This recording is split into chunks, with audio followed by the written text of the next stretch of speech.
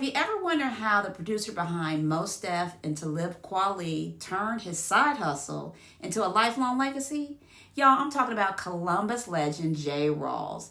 He's not just a producer and DJ. You've heard his work on Black Star's Brown Skin Lady, and he's also an educator, an author, an innovator. Honestly, he is all the things.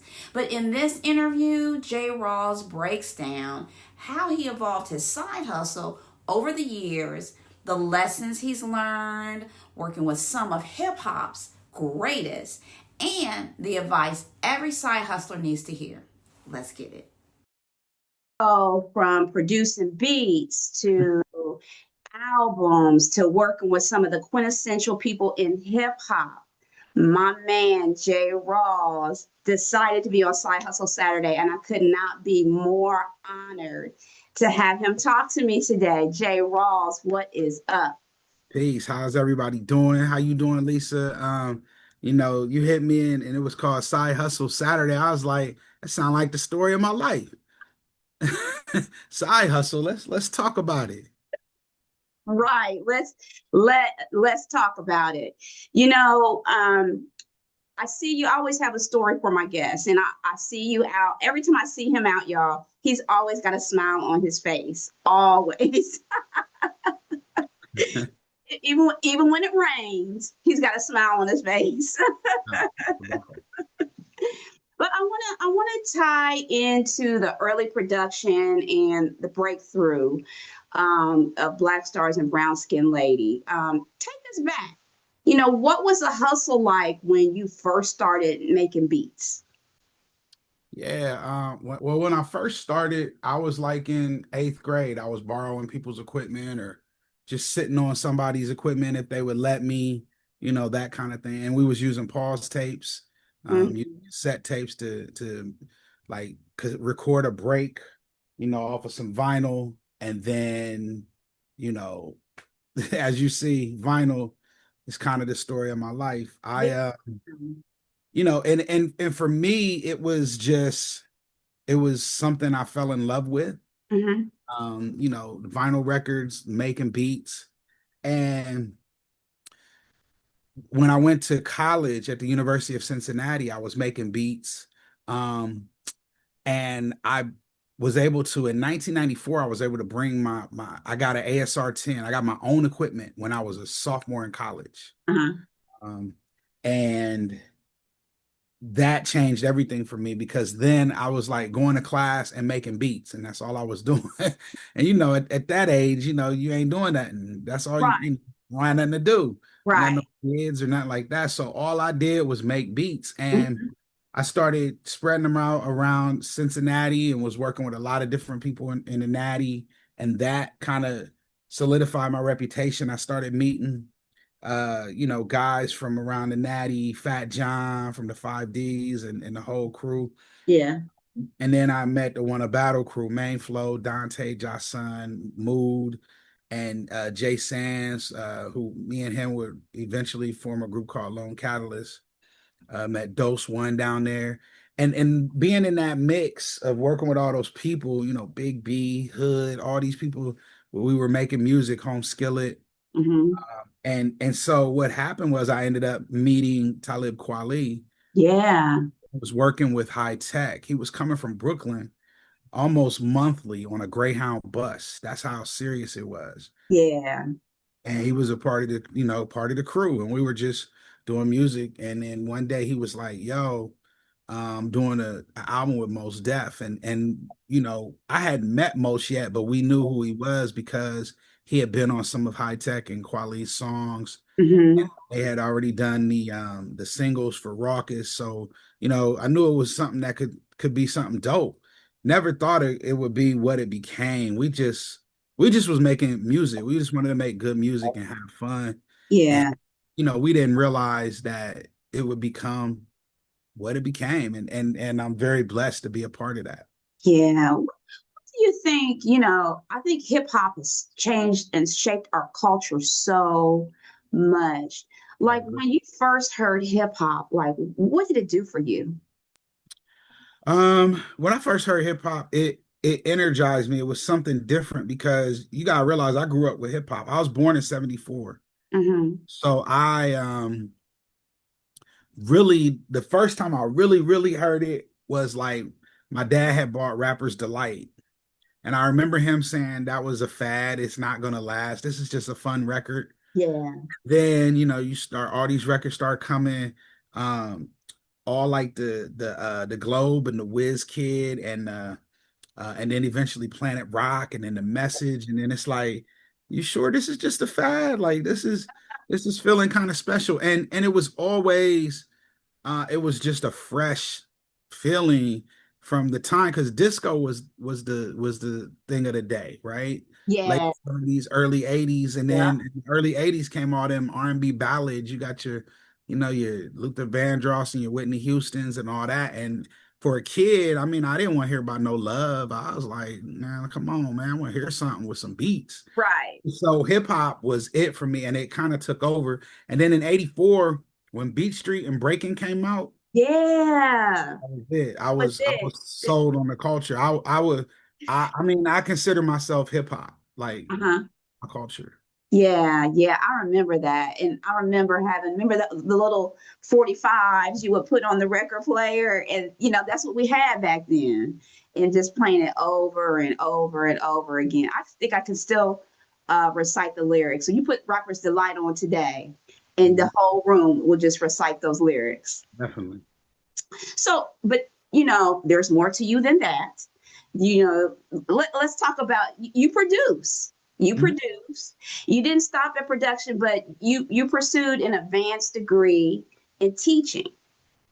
You teach. And what I Right. thought was really cool is that you teach about hip hop and culture. Talk to us about that. Well, that evolved. It organically evolved. I was when I graduated from University of Cincinnati, I had I had a business degree. That's what I Mm-hmm. Yeah. and so I was working as like a computer programmer, business analyst, and I was just so unhappy. It just wasn't the move for me. Mm. And I didn't realize that, I did it for like 5 years. And my cousin was like, you should try being a teacher. And I was like, nah, I don't think that's gonna work. But I was so distraught and so disheartened going into work. I tried it, and that was it. I fell in love. I started teaching. I taught fourth, fifth grade, and I fell in love. I've been teaching ever since. And that for me, when I was able to touch lives and able to help young people Mm-hmm. figure out who they were and that kind of thing, that for me was everything. So I really just started I was teaching, but I was doing music, but I was keeping my music a secret from my students because I thought it'd be a distraction. Mm-hmm. I was just sure that they wouldn't be able to, separate the two. They want to always talk about music. And I was like, so I kept it a secret. But kids are amazing and they can sniff out anything. They can. Yeah, and they was like, something ain't right. You hiding something. So eventually I had to let them know what I did. And when I did, I realized that hip hop is the first culture where the adults could relate, like my age, Yeah. and kids could also relate. It might be different. Like I might be talking about Rakim and Nas, and they talking about Lil whoever or Young whoever, right? But it's still hip hop, and it's still you got to have dope lyrics and you got to Yeah. have nice beats. Yeah. And so we were able to relate on the culture, and that's when I realized that using youth culture to relate to students could Mhm. help you educate them. Yeah. So I started working with my man John Robinson. We had already done an album together, and we ended up doing our second album and book was called Youth Culture Power, which talked about our theories and our ideas because he was a teacher as well. Mhm. And it's just about using youth culture to connect with young people and allowing them to kind of lead the way in the classroom. And as a teacher, be more of a facilitator. And Mhm. so that's how I got into education and everything and really getting it moving. And I started teaching college at Tiffin University in Ohio, and I was teaching hip hop. Hmm. I was like, I like this. This is, so I was teaching grade school and teaching hip hop at the same time. And I realized, like, I had a lot to say. I mean, I was in the hip hop culture. I was making music, putting records out, working with like the Beastie Boys or whoever, right? Yeah. I was also a teacher and I realized, yo, I could do this. So I was trying to talk to different universities about bringing hip hop to um, higher ed, Hmm. and I was getting no headway. None of the big universities was hearing me. It just didn't. It wasn't clicking. So I started doing like free classes at the library in Columbus, Ohio, and it just started to take off. Uh, Hmm. Professors from like Ohio State were coming to my classes, and Wow. the word was just spreading. And so I eventually got a chance to write and teach a hip hop class at Ohio State. And the class just kept filling up. See, the thing about universities is if you can put butts in seats, Yeah. they look at you because that's money, because Yeah. everything always boils down to money. And so I was putting butts in seats. Eventually, they offered me a tenure track position. I was at Ohio University doing hip hop education, but Ohio State offered a tenure track, and Ohio University wouldn't do that. So Hmm. that's why I left and I came to Ohio State. And so now I'm starting a hip hop studies program at the Ohio State University, and the thing about that is not many R1 institutions have a hip hop studies minor. We might be the first. I know Howard has a hip hop minor, but I'm talking Ohio State, which is an accomplishment in itself because that was one of the schools that wasn't trying to hear what I was trying to tell them.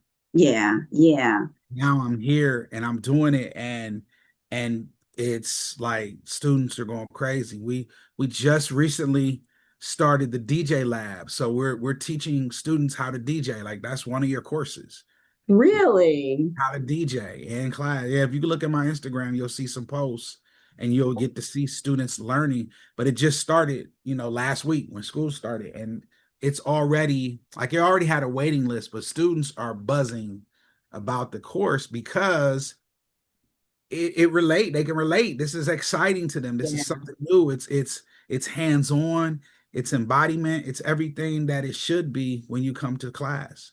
And it's a road that leads to entrepreneurship. Correct. It's a Correct. road to the non-traditional working for someone, but working for yourself and starting a business. It may not be DJ, but the DJing can lead to something else that students can, get into for a career. Most definitely. You know, as you were doing all these things, what did you learn about entrepreneurship by like releasing your own album and working with underground legends and then teaching? What all did you learn about entrepreneurship?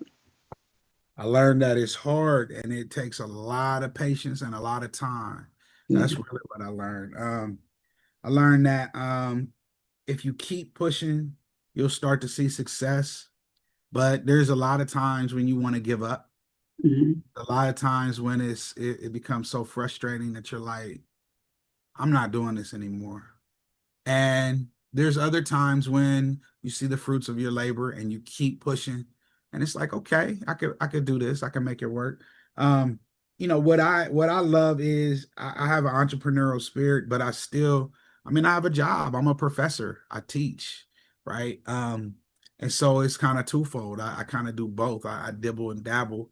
So I keep my benefits, but I can do other things, right? Those benefits are important, y'all. They are. As you were going through that, what lessons did you learn? Most of the lessons I learned were just about dealing with people. Mm. I think I'm pretty good at dealing with people. Some people don't like the way I deal with people because I'm never harsh. I don't judge. I don't cuss people out. And in the industry, I found a lot of people do things like that. They're pretty rough, and I'm not like that. And some people could say, "Oh, he's soft," and that's fine. But my networking and my relationships are crazy. Mhm. Everything I get is because some relationship that I have. It's not like I don't have a lot of money. I'm not rich. I'm not, um, one of the most powerful people in the industry or anything like that. But I can put out a record anytime I want Right. because I have The those network. connections. Yeah, my network is strong. I think that's key. I've talked to a lot of other entrepreneurs about networking and that you can't grow or scale a business unless you network. And it's about how you approach those networks. Your Sure. attitude speaks volumes. Yes. And if you coming out here, like you said, like a jerk or hard to deal with or not showing up on time, Yeah. whatever, people talk. Yeah, and I see that a lot in the industry. Hmm. Now I'm cool on that. Like nobody can ever say about that with me. I'm very easy to deal with. And I like people. I like because I want you to treat me the same way. So Like I don't said, they when I see you, you got a smile on your face. I was like, I never see him like, forget this. You know, you never I don't try think. not. I have before, but I try not to. A lot of things can get to you. Things can get to you, especially when people are trying to make it hard. But I Hmm. just keep pushing. I just keep pushing. Yeah. And I think, you know, we did the Ohio Black, I saw you at the Ohio Black Expo, and you work with Talib there, and you guys are working on some things together. But, you know, people were talking about you. It was, I mean, they said Jay Rawls, and it was like, you know, the crowd was going crazy. And so you stayed relevant over the decades. You know, how do you keep relevant, reinventing your hustle and staying relevant? How do you do that? Um, because I don't try to do it for the money. Mm, I do it for the culture. I do it for what feels right. For me, my lasting legacy, for my kids and all the young people that I touched their lives over the years, it's just about the culture. Like I'm trying to preserve hip hop culture. I think it's important to preserve it. I think it's important for people to understand that hip hop is more than just some rapper bragging about how many hoes he didn't hit, right? That's a part of it. Some people do that. You're right. But then there's some rappers that talk about other things. Like there's plenty of different things of the culture. And it's not always just about rap. That's one of the main things I like to stress.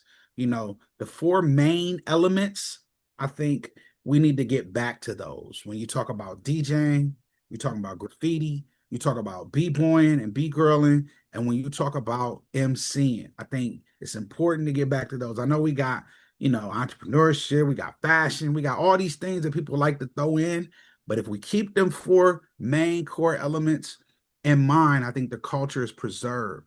And that's the goal that I'm trying to do with my hip hop studies minor over at Ohio State is we're going to focus on those four main elements. Uh, mhm. and I think if we do that, people will understand the culture and they'll appreciate it. What do you think some advice that you could give to people that are on the journey trying to figure it out? What advice would you give somebody? The main advice and the advice I give to my kids is be persistent. Like you're gonna get told no, or you're gonna get pushed to the back burner. Every time you're trying to do something, somebody going, I still send out beats to people I know and never hear back.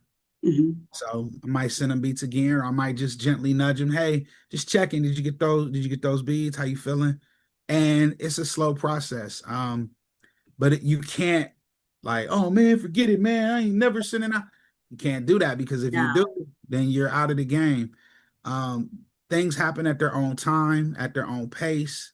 So for me, the key is being persistent and just to keep driving and to try to do different things. Like for me, I wanted to do a house album, so I did it. I did the cyber jazz thing with Solene. Like I do everything. I don't just like I only do underground hip hop. Like that don't even make Yeah. sense.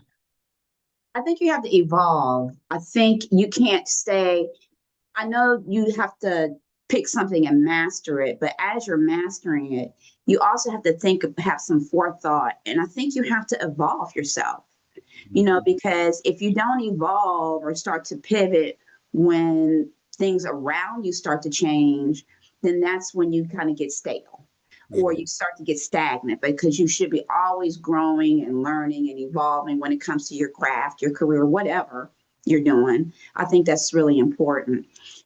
I think the one thing about entrepreneurship also is we learn a lot about ourselves. When I started out on my journey, it was like eye-opening to me on some of the things that I learned about myself as Yeah. just as a person. Like I didn't know that because I'm so busy clocking in on somebody else's time, right? Right. What did you learn about yourself as all through these years of you evolving and doing hip hop? Now you're teaching. What did you learn about yourself? I learned a couple things. One, I'm resilient. And two, I'm kind of like I can shift. Um, I can change up if I have to. The resiliency, this idea of me teaching hip hop and people like telling me, nah, you really can't do that. You don't have an advanced degree. You don't, you this, you that. You really can't, you can't do that. I was like, all right, cool. So I went and got a PhD. So there's nothing stopping me. You can't tell me that I'm not qualified to do whatever because first of all, I've got out more records than you. And then second, I've got a PhD. So you can't tell me I can't teach somebody. You can't tell me I don't know hip hop. You can't tell me that. So there's no, right. That's that resiliency. That's like, all right, you say no, I'm gonna say yes. And I'm gonna make it so that you can only say yes. Right. And then the shifting thing is realizing that you can't just be one thing. You can't just do one thing. For me, hip hop and education, like I realized that I could stay relevant by staying true to who I am, but doing both. Education, I love with a passion. Hip hop, I love with a passion. So for me, putting those together helped me shift. So I'm not only the DJ at an event, I can also be your keynote speaker. That's what's up. That's what it is right there. That's what's up. All right. I'm gonna keep it fun. I got some rapid fire questions for you, okay? All right. All right. First beat you ever sold. Um, Honestly, it might be the brown skin lady beat. I don't know if I ever sold a beat to anybody back before then. Like, in fact, I was surprised when Kweli gave me money. I was like, oh, oh, that's right. This is a business, huh? So yeah, that might be the first one. All right. Dream collab you haven't done yet. Jay Electronica. I want to work with Jay so bad. That's one of the dopest MCs ever. He's amazing. All right. Go to album that inspires you when you hit a creative block. There's several. On the hip hop tip, it's The Measure by Ellie and King Veda is what he goes by now. But him and Rashad, that's one of the most perfect albums I've ever heard, and nobody even really knows what it is. And he took it down from the internet, so you can't even find it, and it's sad. But that's probably one of my favorite albums ever. Um, and then it's a couple of Brazilian albums. Astrud Gilberto, The Shadow of Your Smile is probably one of my favorite albums. All right. One word that defines your hustle. Resilient. Better hustle skill, networking or discipline. For me, networking. I'm kind of lazy. Believe it or not, yo, I'm lazy. If I like, I'll sit there and procrastinate, but I can network with the best of them. I like getting to know people, and I like being able to um hit somebody up and work with them or connect them with somebody. All right. Favorite Columbus food spot to take an artist to when they're in town. Yeah, this is tough. Probably Ina's over off of Cleveland Avenue with the Yeah. Jamaican joint, because I mean everybody I bring in town like Jamaican, so that's just a real easy hit up. I'm from the South Side, so for me it'd be Donato's, but I can't take nobody to get no pizza. You know what I'm saying? But I'm from the South Side, so the first Donato's over off of Thurman Avenue, that was our local pizza spot. Yeah. Yeah. Well, it has been, I don't know if I should have called you Dr. J. Rawls. I didn't. You can call me Jason. Thank you so much for taking the time to be on Side Hustle Saturday. Thank You you. know, you are a busy man and I respect your time. But when you said yes, I was elated. I was skipping all up and down, like, Nah, that was easy. It wasn't a problem at all. I appreciate your side hustle. And you know, we gotta just keep moving, support each other, and keep going. You know what it is. 100%. If somebody's watching this and they're like, hey, I want to reach out to him, or how can I get to tell the people how they can get to you? Best way is jrawls82 on Instagram. That's pretty much the only one I'm really on like that. Somebody hacked my Twitter, so I don't even worry about that anymore. Not doing TikTok and all them other. That's all. That's the young people. Y'all can have all that. I don't do Facebook because it's too messy. So Instagram at jrawls82 is the best way. Reach out to me. And you know, we can put you in touch with my manager, Joanne, or we can do whatever, man. Let's go. Let's go. And thank you again so much. And everybody, y'all know what to do in the Side Hustle Saturday community. The first thing you need to do is hit that bell so you can subscribe to my channel and get those notifications. So when I drop a podcast, y'all be the first one to watch it. All right, you need to get those numbers up. And the second thing you need to do is follow me on all my social media channels. They'll be in the description below. Again, Jay, thank you so much for being here. I really appreciate it. And Side Hustle Saturday community, you know what I'm going to say. I'll talk to you soon.